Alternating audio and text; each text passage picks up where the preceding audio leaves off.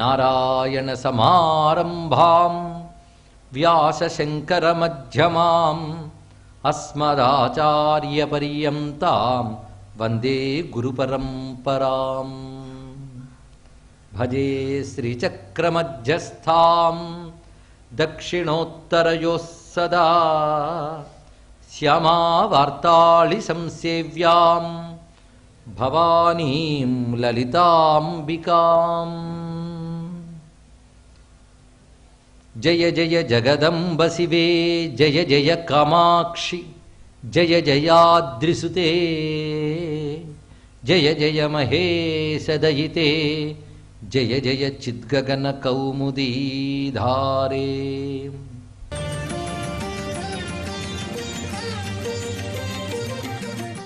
కామ, పూర్ణ, చకార, ఉడ్యాన మొత్తం నాలుగింటిని శ్రీపీఠం అని అంటారు. అంటే కామగిరి పీఠం, పూర్ణగిరి పీఠం, జాలంధర పీఠం, ఓడ్యాన పీఠం, 4 పీఠాలు. వీటిని యోగ పీఠములు అని ఎందుకన్నారు అంటే ఇక్కడ పరమశక్తి ఉంటుంది కామగిరి పీఠాదుల్లో. ఈ 4 పీఠాలు అమ్మవారిని ధ్యానించమన్నది. ఈ 4 పీఠాలు మొత్తం 50 అక్షరాలను భాగం చేస్తే మొత్తం 4 భాగాలు చేస్తారు. అందుకే అక్షరాలన్నీ 50 పీఠ రూపిణి అంటూ 50 అక్షరాలు శక్తి పీఠాలుగా చెప్పారు కదా. దాన్ని మళ్ళీ సెక్ట్ కింద కొన్ని సెట్ కింద 4 చేయగానే మొత్తం 4 పీఠాలు అవుతాయి. ఈ 4 పీఠాలు మన శరీరంలో ఉన్నాయి, అందుకే యోగ పీఠాల పేరు. ఎక్కడున్నాయి అంటే కామగిరి పీఠం మూలాధారంలో ఉంటుంది. దాని తర్వాత పూర్ణగిరి పీఠం అనాహత చక్రంలో ఉంటుంది. జాలంధర పీఠం యొక్క స్థానము కంఠస్థానం, అందుకే జాలంధర స్థానం ఇది ఇక్కడ. దాని తర్వాత ఓడ్యాన పీఠం సహస్రార స్థానం, ఇది ప్రధానం. ఇందులో కామగిరి పీఠం భారతదేశం నందు ప్రధానంగా కాంచీపురం కామగిరి పీఠం అని చెప్పబడుతుంది. పూర్ణగిరి పీఠం హిమవత్ పర్వత ప్రాంతాల్లో బదరికాశ్రమ ప్రాంతాల్లో ఉంది పూర్ణగిరి పీఠం. అక్కడ అన్నపూర్ణాదేవి క్షేత్రం ఇప్పటికీ ఉందండి ఇక్కడ, అది పూర్ణగిరి పీఠం. ఇక జాలంధర పీఠం వచ్చేటప్పటికల్లా అనేక మందికి అనేక అభిప్రాయాలు ఉన్నాయి. జలంధర్ అని పంజాబ్లో ఉంది, అది జాలంధర పీఠంగా చెప్పబడుతుంది. కానీ హిమాలయ ప్రదేశ్లో కొంతమంది మాదే జాలంధర పీఠం అంటూ ఉంటారు. కానీ జలంధర్ అనే పేరే మనకు చెప్తున్నది జాలంధర పీఠం, అక్కడ చెప్పబడుతుంది. ఓడ్యాన పీఠం అనగా అస్సాం దగ్గర గౌహతి దగ్గరున్న కామాక్ష పీఠం ఏది ఉందో అది ఓడ్యాన పీఠం. ఇది భూమి యందు, మన శరీరంలో పీఠములు ఇవి. అందుకే ధ్యానం చేసేటప్పుడు ఆయా పీఠముల యందు శక్తిని ధ్యానం చేసే యోగ ప్రక్రియలు ఉన్నాయి. వాటిని శ్రీ పీఠములు అంటారు. శ్రీ అనగా పరాశక్తి, ఆ పరాశక్తి ఉన్నటువంటి పీఠములు కనుక అవి యోగ పీఠములు.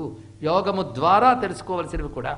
అందుకే శ్రీయోగ పీఠేశ్వరీం అంటే ఈ 4 పీఠములకు ఈశ్వరిగా ఉన్నది అని అర్థం. ఎంత విశేషమైన భావంతో రచించారో చూడండి ఇక్కడ. హ్రీంకారాశ్రిత శంకర ప్రియతను శ్రీ యోగ పీఠేశ్వరి. ఈ మాటల్లో విశేషం ఏంటంటే ఈ 4ంటికి హ్రీంకారానికి అనుబంధం ఉందండి ఇక్కడ. హ్రీంకారంలో చెప్పబడ్డ హా రా ఈ ఇం అనేది 4వది వస్తుంది. ఈ 4 పీఠాల్లో ఉన్నట్లుగా భావన చేయమన్నాడు ఇక్కడ జపం చేసేటప్పుడు. ఇది విశేషమైన అంశం. అందుకే దాని తర్వాత దీన్ని పెట్టడంలో విశేషం. ఊరికనే పాదాలు నింపడం కోసం పెట్టిన పదంగా కాకుండా ఔచిత్యం ఎంత చూపించాడు మహానుభావుడు. మాంగళ్యాయుత పంకజాభనయనాం, కళ్యాణాయుత పూర్ణచంద్రవదనాం లాగే ఇక్కడ అమ్మవారి యొక్క నయనాలు ఎలా ఉన్నాయంటే మాంగళ్య అయుత. అయుత అనే మాటకి ఇక్కడ అధిక సంఖ్యలో 10,000 అంటే అర్థం అనంతము, అధికము. ఎందుకంటే సహస్రము, శతము ఇవన్నీ కూడా అనంతవాచకం. విశ్వం, శతం, సహస్రం, సర్వం ఇవి అనంతవాచకం అంటారు ఇక్కడ. 100, 1000 అలాగే 10,000 కూడా అది చేస్తేనే చాలండి. 10,000 అనే మాట వింటాం కదా, ఈ రోజుల్లో 10,000కి విలువ లేదని ఇంకో మార్చం. 10,000 అంటే అర్థం ఏంటంటే అనంతం. కనుక మాంగళ్యాయుత పంకజాభనయనాం అంటే అనంతమైన, అంటే సంఖ్యకు అందనటువంటి మంగళములన్నీ కూడా తన పద్మముల వంటి కన్నుల్లో కలిగి ఉన్నది అన్నారు ఇక్కడ. అంటే అమ్మ నయనాల్లో మాంగళ్యములు ఉన్నాయండి. మంగళములు అంటే శుభములు. ఆ తల్లి చూపు పడితే చాలా శుభాలు వస్తాయి. అందుకే అరుణాం కరుణాతంగితాక్షిం అన్నాం. ఆ దయతో అమ్మవారు చూశారంటే ఆ చూపు పడితే చాలా ఐశ్వర్యాలు. అందుకేగా భగవత్పాదుల వారు అన్నారు ఆ చూపు కాస్త ఇటు ప్రసరింపజేయమమ్మా అని అడిగారు. ఎటువంటి చూపు అంటే అంగం హరే పులక భూషణమాశ్రయంతి భృంగాంగనేవ ముకులాభరణం తమాలం అంగీకృతాఖిల విభూతిరపాంగలీల మాంగళ్యదాస్తు మమ మంగళ దేవతాయా. ఆ మాంగళ్యదాస్తు ఇది అపాంగలీల. ఎటువంటి చూపులయ్యవి? సంపత్కరాని సకలేంద్రియ నందనాని సౌభాగ్యదాన నిరతాని సరోరుహాక్షి త్వద్వందనాని దురితాధురణోజ్జతాని మామేవ మాతరినిశం కలయంతు నాణ్యే అంటున్నాం కదా. ఇది కనకధార. కనకధారతో సమాంతరంగా స్తోత్రం ఉందండి ఆగమ శాస్త్రాల్లో. దాని పేరు కళ్యాణ వృష్టి స్తవం. ఈ కళ్యాణ వృష్టి స్తవం కూడా పంచదశ అక్షరాలతో ఉంది ఇక్కడ. అందులో వస్తుంది. ఈ తర్వాత సకారం ఉంది కదా, ఆ సకారం దగ్గర రచింపబడింది సంపత్కరాని సకలేంద్రియ నందనాన్ని. కళ్యాణ వృష్టి స్తవంలో శ్లోకం ఇది. అది కనకధారలో కూడా మనకు కనబడుతుంది. ఏది ముందు ఏది వెనక రీసెర్చ్లో తెద్దాం. కానీ సంపత్కరాని సకలేంద్రియ నందనాన్ని, అమ్మవారి యొక్క కనుచూపులు ఎటువంటివి అంటే సంపదలను కలిగిస్తాయి. అవన్నీ రావాలంటే అప్పటికి నువ్వు వందనం చేయాలంతే ఇక్కడ. అందుకే మాంగళ్యాయుత పంకజాభనయనాం, లెక్క కందని మంగళములతో కూడినటువంటి పద్మములతో సమానమైన నేత్రములు, అంటే పూర్తి వికసనముగా ఉన్నవి అని అర్థం ఇక్కడ.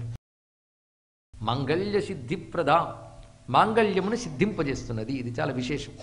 అంటే మంగళాల్ని సిద్ధింపజేస్తుంది. తన చూపులతోనే మంగళములను సిద్ధింపజేస్తుంది ఆ తల్లి. ఎందుకంటే చూపుల్లో మంగళములు ఉన్నాయి కనుక. అందుకే మంగళ్య సిద్ధిప్రద. ఇందులో విశేషం ఏంటంటే అమ్మవారి విద్య పేరే కళ్యాణ విద్య. కళ్యాణం అనగా మంగళం. అందుకే కళ్యాణి అనే మాట కానీ, కళ్యాణాయుత అని ప్రారంభించడం కానీ, కళ్యాణ వృష్టి స్తవంలో కళ్యాణ వృష్టి అని ప్రారంభిస్తుంది. అంతేకాదు మహానుభావులు విరూపాక్ష పీఠాధిపతులుగా ఉన్నటువంటి శ్రీ కళ్యాణానంద భారతీ స్వామి వారు కళ్యాణ శ్రీకళ అంటూ శ్రీ విద్య గురించి ఒక గ్రంథం రచించారు. కళ్యాణం అంటే అమ్మవారు. కళ్యాణ శైల నిలయ కమనీయ కళావతి అంటున్నాం కదా, అది కళ్యాణ విద్య అమ్మవారు. కళ్యాణం అంటే మాంగళ్యం. అంటే మాంగళ్య సిద్ధిప్రదాం అంటే కళ్యాణ విద్య అయిన శ్రీ విద్యని సిద్ధింపజేస్తున్న తల్లి. ఎవరైతే ఉపాసకులు ఉంటారో ఉపాసకులను అనుగ్రహించి ఆవిడ సిద్ధింపజేస్తాం. తారుణ్యేన విశేషితాంగ సుమహాలావణ్య సంశోభితాం.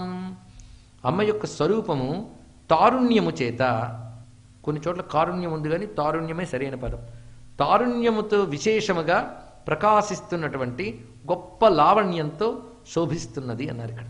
అంటే అమ్మవారి యొక్క శరీరంలో తారుణ్యం లావణ్యం రెండు ఉన్నాయట. తారుణ్యం అంటే యవ్వనం, తరుణీ తాపసారాధ్య, ఒకటి నిత్య యవ్వన నామాలు మనకు కనబడుతున్నాయి. అమ్మవారు నిత్య యవ్వన స్వరూపిణి. అందుకే ఆ తారుణ్యం ఒకటి. నిత్య యవ్వనం దేనికి సంకేతం అంటే పూర్ణత్వానికి సంకేతం. అంటే వృద్ధాప్యం అనేది జీర్ణత్వానికి సంకేతం, బాల్యం అనేది ఎదగనితనానికి సంకేతం, యవ్వనం అనేది పూర్ణత్వానికి సంకేతం. అందుకే అమ్మవారు యవ్వనంగా కనబడ్డారంటే పూర్ణ బ్రహ్మస్వరూపము అని చెప్పడం దాని యొక్క అర్థం. అలా పరిశీలించాలి తత్వాన్ని. తారుణ్యేన విశేషతాంగ సుమహాలావణ్య సంశోభితాం.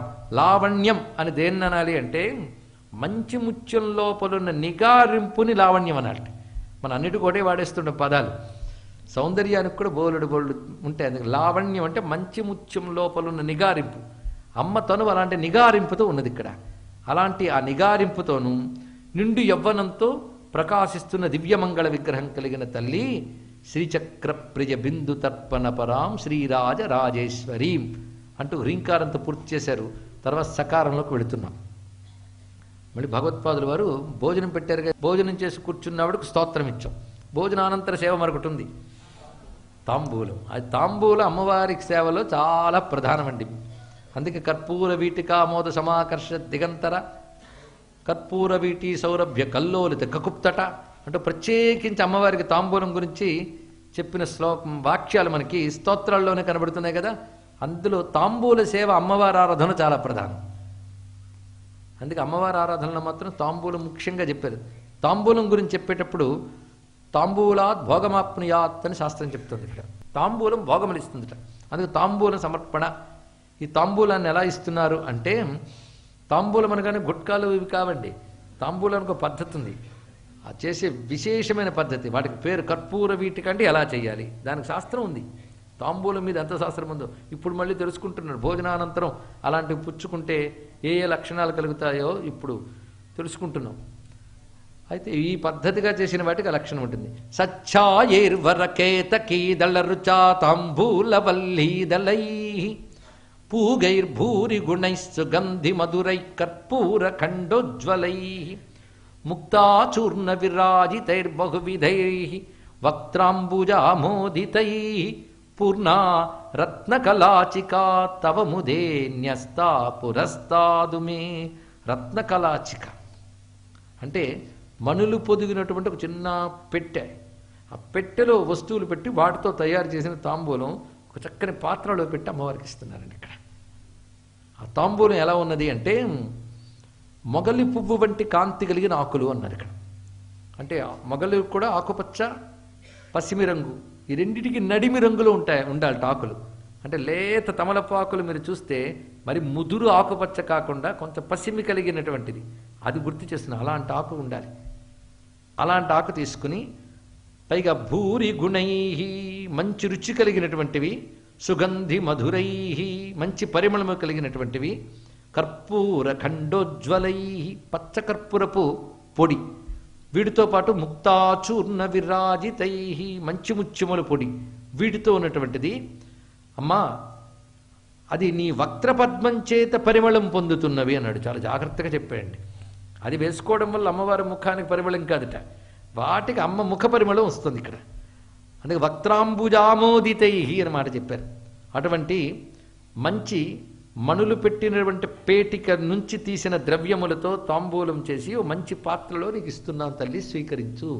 న్యస్తాత్ పురస్తాత్ ఉమే, ఇక్కడ అమ్మవారిని ఉమా అని సంబోధించారు. ఇక్కడ ఉమా అంటే ఓంకారంలో ఉన్న అకార ఉకార మకారాల్లో ఉమా, అకారం చివరికి వచ్చి కలిసిందంతే. అంటే ఓంకారం శివుడిదైతే ఓంకారం శక్తి ఉమా, అటువంటి ఉమే అని సంబోధించి, ఆ ఉమా శబ్దం భగవత్పాల్ వారికి ఎంత ప్రీతండి. అందుకే సౌందర్యలహరిలో అక్కడ కూడా చెప్తారు అమ్మవారి నామాల్లో రహస్యనామం ఉమా. అందుకే ఉమానామం అంత విశిష్టమైనది. అదే లలితా శాస్త్రం చదివినా ముందు చివర కూడా ఉమానామం కానీ 10 మార్లు అంటే తెలిసి తెలియక చేసిన అక్షర దోషాలు పోతాయి, ఆ దోషం పోతుందని చెప్తారు. అంత విశేషమైన అంశం. అమ్మా ఉమాదేవి ఇటువంటి తాంబూలాన్ని పుచ్చుకో తల్లి అన్నారు. దీన్ని మానస పూజాస్తోత్రంలో ఎంత చక్కగా చెప్తారంటే, భోజనమంతా పెట్టిన తర్వాత బలి గురించి కూడా వర్ణించాడు. అమ్మ కొందరు దేవతలకు బలిస్తున్నాను, ఆ తర్వాత నీకు ఒక స్వర్ణతో చేసిన కూజా నుంచి తీసిన జలముతో శుద్ధాచమను ఇస్తున్నాను అన్నాడు. చూడు, శుద్ధాచమను అదిట.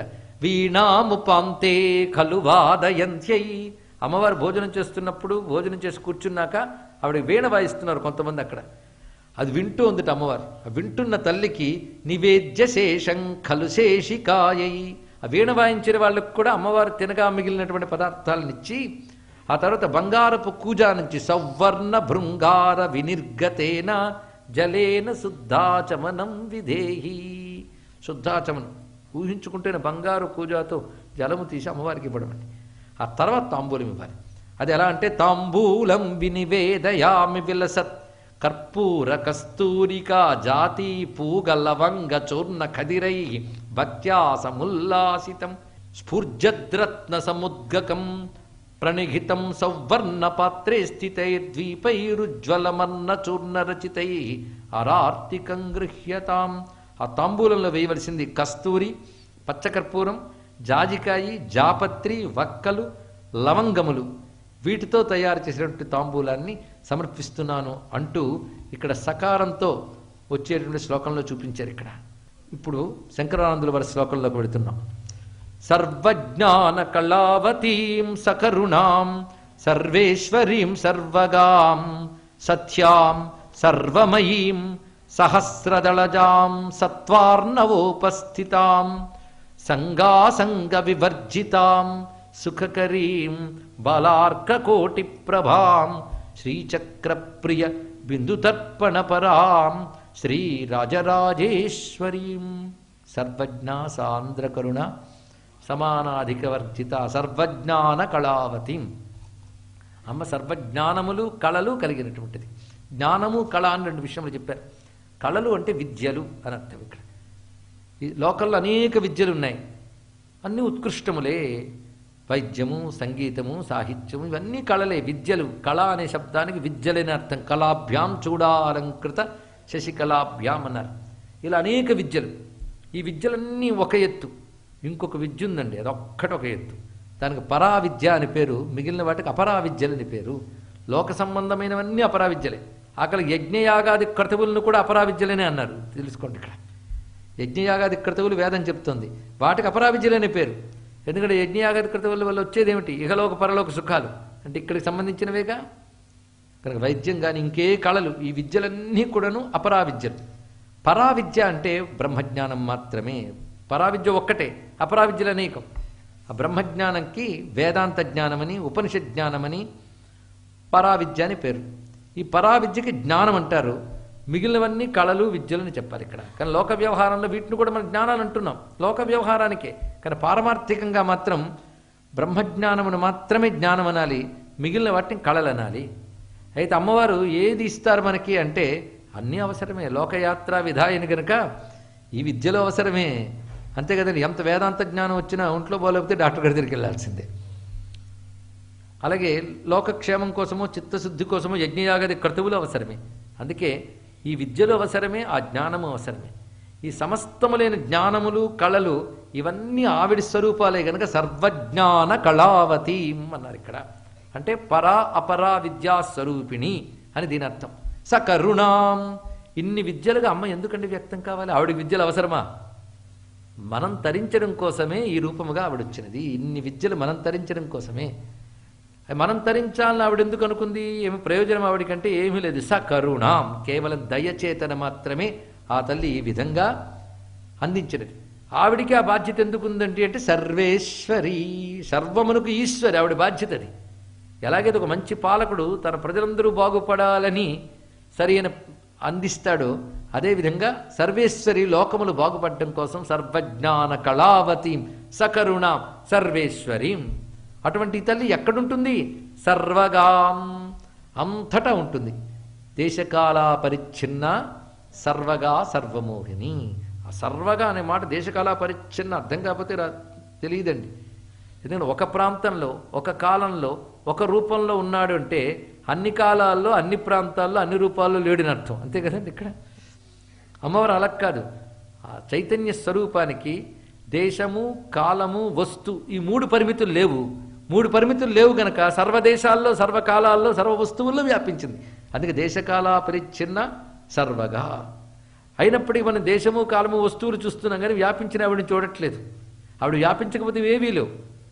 ఆవిడ వ్యాపించడం వల్ల ఇవన్నీ కనబడుతూ వ్యాపించిన ఆవిడ తెలియకుండా పోతుంది.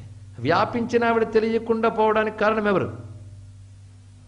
ఆవిడే అంతా వ్యాపించి ఉండడం వల్ల తెలుసుకోలేకపోతున్నాం. సూర్యుడు కనిపించట్లేదు ఒక ఆయనకి మధ్యాహ్నం వేళ. ఎందువల్ల? సూర్యుడి నుంచి వచ్చే కాంతి వల్ల. అంత తీక్ష్ణంగా ఆయన కాంతి రావడంతో సూర్యుడిని తెలుసుకోలేకపోతున్నాం. అలాగే అమ్మవారి యొక్క మహామాయా శక్తి వలన అమ్మవారిని తెలుసుకోలేకపోతున్నాం. అందుకే దేశకాల పరిచ్ఛిన్న సర్వగా సర్వమోహిని అని పెట్టాడు. మాట ఎంత అందమైనటువంటిది.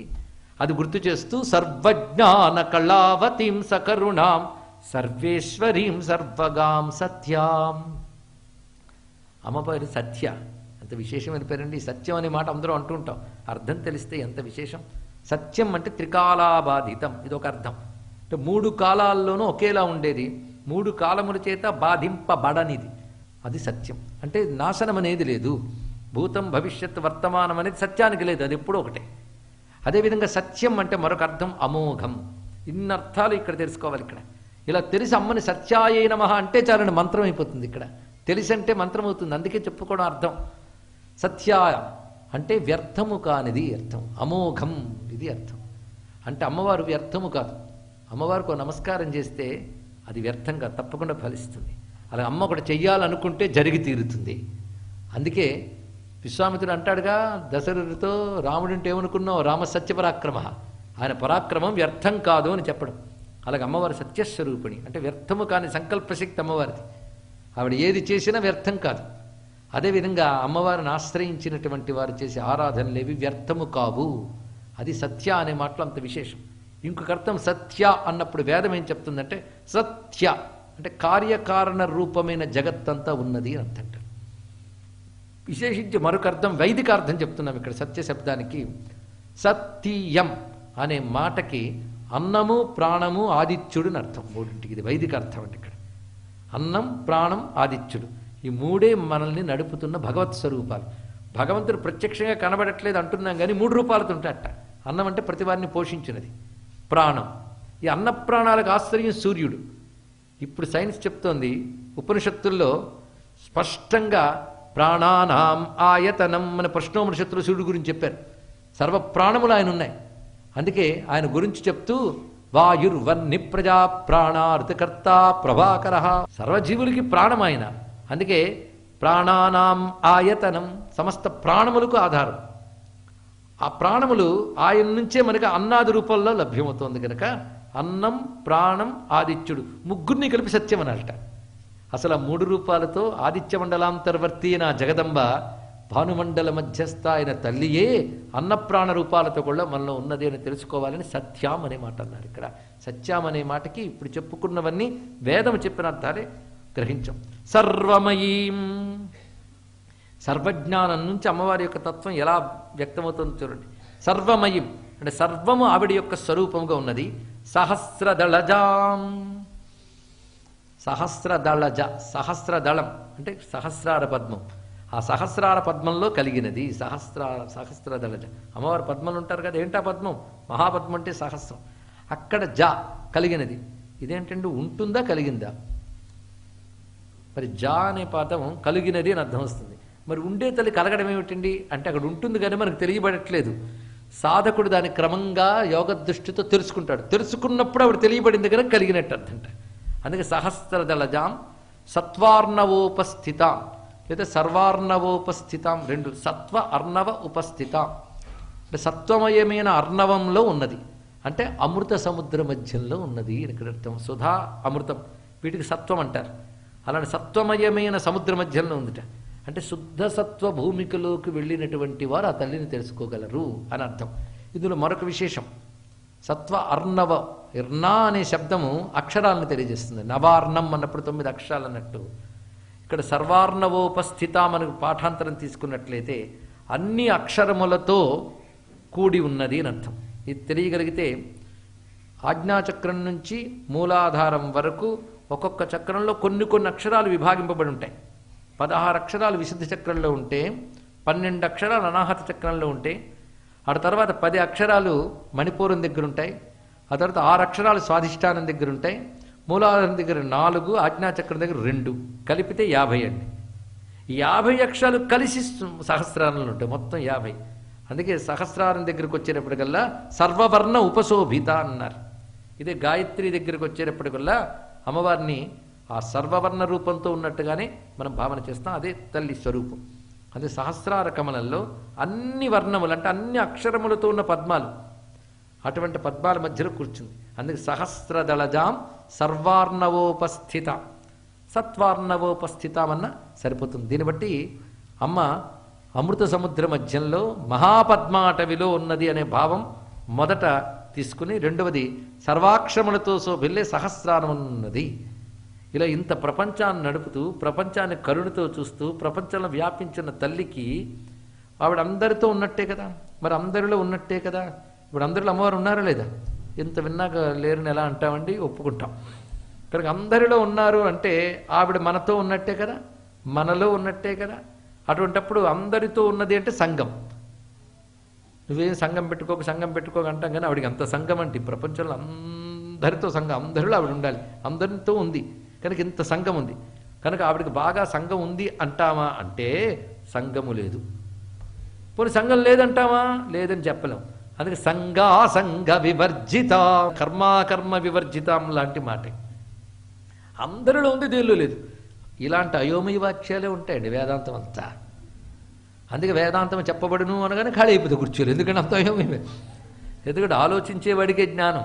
మేమేం ఆలోచించో మీరు చెప్పేయండి. మా ఆలోచన మాత్రం సీరియల్లో నిర్ణయమైంది, రేపయింది, అది ఆలోచిస్తాం. ఇవి ఆలోచించు, వచ్చింది బాధ. అంటే కునుకుతూ వినేస్తే అర్థమైపోవాలి, అంతకుమించి ఆలోచించమనకండి అని చెప్తూ ఉంటారు ప్రవచనకర్తలతో శ్రోతలు. ఇక్కడ సంఘ వివర్జితం అనే మాట చాలా గొప్ప విషయం అండి. ఇక్కడ అన్నిట్లో ఉంటుంది. ఈ మాట కృష్ణ పరమాత్మ చెప్తాడు. నేను అన్నిట్లో ఉంటాను కానీ ఏవి నాలో లేవు, కానీ అన్ని నాలోనే ఉన్నాయంటాడు. మరి పక్కన చెప్తాడు. ఏమిటయ్యా ఇది అంటే ఈ సంఘ వివర్జితం అర్థమైతే తెలుస్తుంది. ఇక్కడ భగవంతుడు అన్నిట్లో ఉన్నాడు కానీ దేనికి అంటాడు. ఆయన లేకపోతే ఏవీ లేవు, ఆయనకి ఇవేవీ లేవు. ఇది తెలుసుకుంటే ఇక్కడ సృష్టి స్థితి లయలు అనేవి ఆయన లేకపోతే లేవు, కానీ ఆయనకి సృష్టి స్థితులు లేవు. అది గమనించవలసిన అవసరం. ఆయన లేకపోతే లేవు గనక ఆయనకు ఉన్నట్టు లెక్క. ఇవి ఆయనకి లేవు గనక ఏవీ లేవని అర్థం. అది అసంగ వర్జిత అనే మాట. ఇక్కడ ఒక కడవ నీళ్లు పెట్టి చూస్తే పైన సూర్యబింబం ప్రతిబింబిస్తోంది. ఆ సూర్యబింబం యొక్క లక్షణం ఆ జలానికి అంటింది. వేడి వెలుగు అని 2 పొందింది ఇక్కడ. అప్పుడు ఒక ఆయన అన్నట్టు సూర్యుడు ఎక్కడున్నా అంటే మా ఇంట్లో కడవలో ఉన్నాడు. ఇక్కడ నిజమే, కడవలో సూర్యుడు ఉన్నాడు లేడా? మీకు కావాలంటే కడవలో సూర్యుడు 2 ఫోటో తీసుకోండి కావాలంటే అని చెప్తాడు. కనబడుతున్నాడు వాడికి. కానీ కడవలో సూర్యుడు ఉన్నాడు. సూర్యుడు ఉండడమే కాదు, సూర్యుడు యొక్క వేడి వెలుగు కూడా దానికి సంక్రమించాయి. కాబట్టి కడవలో సూర్యుడు ఉన్నాడు. లేదయ్యా పైన ఉన్నాడు, ఆయన కూడా ఈయన కూడా అన్నట్టు చాలా బాగా చెప్పాడు వాడు. వాడిది ఏం వాదిస్తారండి, ఇక్కడ ఉన్నాడు అక్కడ ఉన్నాడని. అలాగా ఆయన వల్ల ఇది పొందుతోంది కనుక ఆయన ఇందులో ఉన్నాడు అనడం ఒక మాట. నిజానికి ఆయన ఇందులో లేడు, దానికి అంటకుండా ఉన్నాడు. అంతేగాని అయ్యో ఈ కడవలో నేను ఉన్నానే, కడవపోతే ఏమైపోతాను అని లోపల సూర్యుడు అనుకుంటాడా? అనుకోడు ఇక్కడ. అలాగే సర్వజీవులనే కడవల్లో పరమాత్మ ప్రతిబింబించడం చేత ఇవన్నీ కదులుతున్నాయి. కానీ నిజానికి ఇన్ని కడవలు ఉన్నాయి కనుక ఇందరు సూర్యులు లేరు, ఉన్నది ఒక్కడే. అదే అద్వైతం అంటే మరొకటి కాదు. ఇక్కడ సంగాసంగ వివర్జితాం, అన్నిట్లో ఉన్న దేనికి అంటకుండా ఉండే తల్లి. నువ్వు లేకపోతే ఏది జరగదు తల్లి, కానీ జరిగేవన్నీ నీకు అంటట్లేదు తల్లి. అది సంగాసంగ వివర్జితాం. అందుకే ఆ తల్లికి సుఖము దుఃఖము రెండులో ఆనందం ఒక్కటే ఆవిడ యొక్క స్వరూపం. ఆనందం తానే ఆనందాన్ని కలిగించేది కనుక బ్రహ్మరూపమైన సుఖాన్ని ఇస్తుంది కనుక సుఖకరీం. ఇక ఆవిడ వర్ణం బాలార్క కోటి ప్రభ. ఈ సుఖకరీం వరకు తత్వం చెప్పాడు. ఎంత తత్వం కలిసి ఒక రూపం ధరించి కూర్చుంది ఎదురుగా.